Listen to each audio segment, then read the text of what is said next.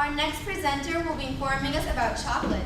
She attends Julius West Middle School and will be an 8th grader in the fall. Please give a warm welcome to Charisse Vo.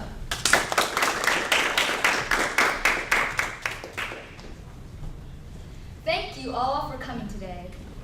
I'm sure you've all heard of chocolate. It is, after all, the world's favorite candy type and flavor.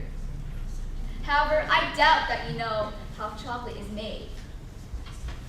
Chocolate is usually a sweet brown preparation of the roasted, ground, and often flavored seeds of the Theobroma cacao tree. Let me spell it for you.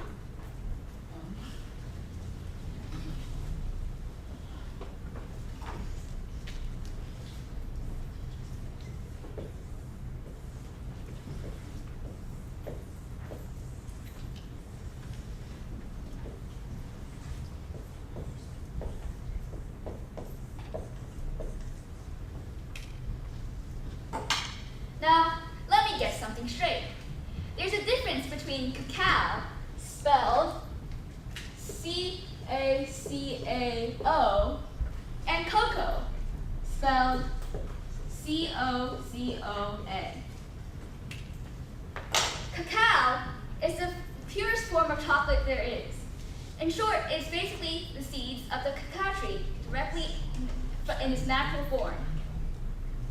Cocoa, on the other hand, is basically the chocolate that we eat today, with sugar and milk added to add flavor, sweetness and flavor. 2/3 of the world's cacao is produced in West Africa, and cacao beans grow in football-sized pods that sprout off of the trunk of the tree. When they ripen, they turn orange, and workers harvest the pods by hand using machetes, seeing as machines could damage the clusters of flowers that grow off of the trunk. The pods are taken to a processing house where they are split open and over 50 beans are removed. In a process that takes 5 to 8 days, the beans are fermented in large, shallow heated trays or simply covered by banana trees. Proper climate may call for the beans to be simply heated up in the sun. Workers come by periodically to stir up the beans so that they come out equally fermented.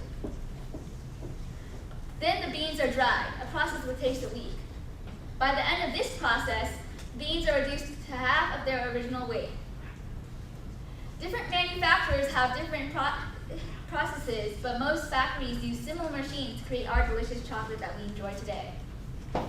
At the factories, the beans are refined to a roasted nib, using the process of winnowing, which is blasting air through a grain to remove grain from the shaft, and roasting.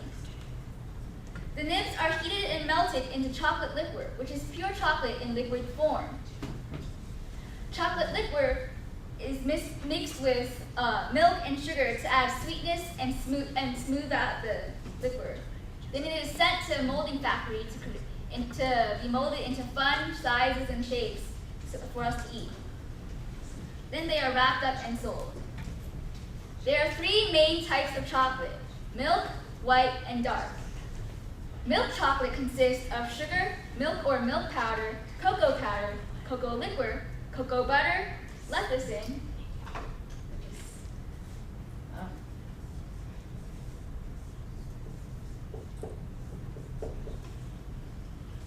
and vanilla. White chocolate is sugar, milk or milk powder, cocoa liquor, cocoa butter, lecithin, and vanilla, but with no chocolate powder or roasted nibs. Dark chocolate is sugar, cocoa powder, cocoa liquor, cocoa butter, lecithin, and vanilla, which is basically the same thing as milk chocolate, except without milk. Now that you know how chocolate is made, I hope you can go home and enjoy your daily sugar dose with new understanding and love for it. Thank you for listening.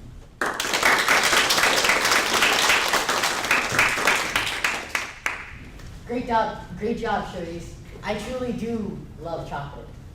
Next up, we have Vincent Ma. He's a rising 8th grader at Cabin John Middle School who will be informing us on Deep Face. Let's welcome Vincent. Okay, I bet a couple of you guys know the new game Watch Dogs for Xbox. As you know, in that game, you can scan somebody's face and it will tell you all about them. This technology seems a lot into the future, but it can be currently done, completed with Facebook's new technology, a program called DeepFace. This program will take points from your face when your face is in a picture. These specific points will be saved in a computer database and will be put together to form a diagram of your face. Once the diagram is completed, it can make a 3D model. And once this 3D model is created, the person who has the model can scan the person's face and it will tell them about that person. It could tell their name, but if it goes more in depth, it could tell about their job or their birthday. This technology could be used for markets because when a customer walks into the store, they could have the camera scan the person and see what they like and want. Once the information is gathered, then they could have an employee bring the customer to the section that they like or want, so they would buy more things. However, this can be considered a malware. It can be embedded into an app, say like Instagram or Snapchat. These would ask you to be able to use your camera. It wouldn't seem too dangerous.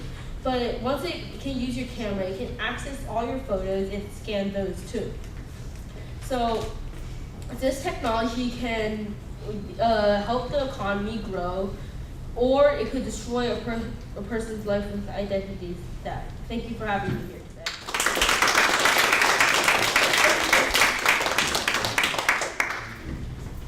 Next, we'll have a speaker named Timothy John.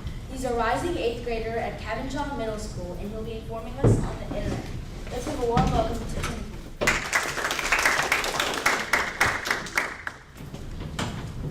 Whether it's Facebook, Twitter, or YouTube, the internet is all around us.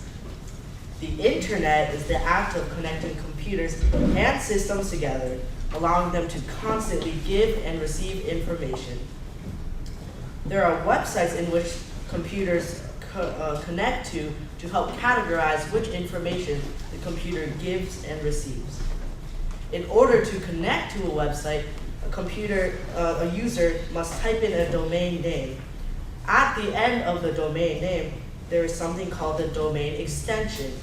Some domain extensions include .com, which stands for communication, .net, which stands for network, .org, which stands for organization, and .edu, which stands for education. Users can also make websites to give and receive information more effectively and to earn money. In modern ages, the internet is seemingly a necessity for programs too, such as video games, which uses the internet as a tool to connect players together. Information on the internet is held on databases called web databases. However, large companies such as Facebook and Google have their own storages to store their information. The internet also provides services such as Netflix and Amazon, which help the internet have a more usable experience. Because of how mainstream the internet is, it has become a tool for billions of people in the world to use. Thank you guys for listening to me today. Thank you. What a wonderful presentation. Our next presenter is Joe Baroja. He will be informing us on meteorology. He attends Glen Elg Country School and will be an 8th grader in the fall. Please give a warm welcome to Joe Baroja.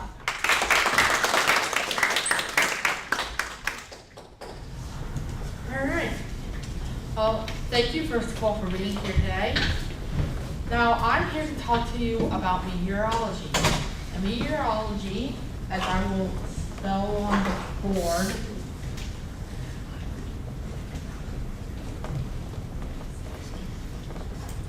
is the study of weather. And as we use meteorology to study weather to tell us what we should wear today, when it would rain or do any other storms. Now, how we can tell what the weather will be is from these things called satellites, and satellites that orbit around, that follow on a certain area and give information to us, like if there's gonna be like a hurricane here or a tornado here.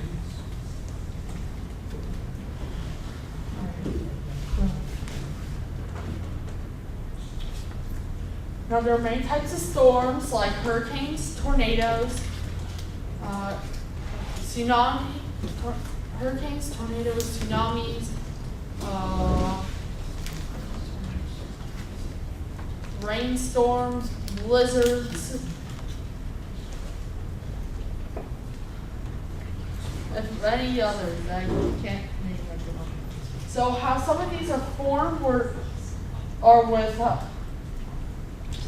tornadoes. It is when hot air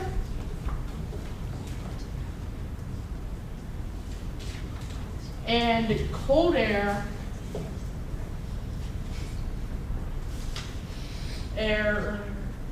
mix together and they start swirling around each other, making as what we see as a twister or tornado. And rainstorms are made when we have humidity in the air, and when the humidity goes up into the clouds, the clouds start changing to a different shade of gray, and then after that it will tell you how it rains. So basically, if we didn't have meteorology or these satellites, we wouldn't know what to wear today, and we probably will be soaking wet right now, freezing, or just burning hot. Thank you for listening.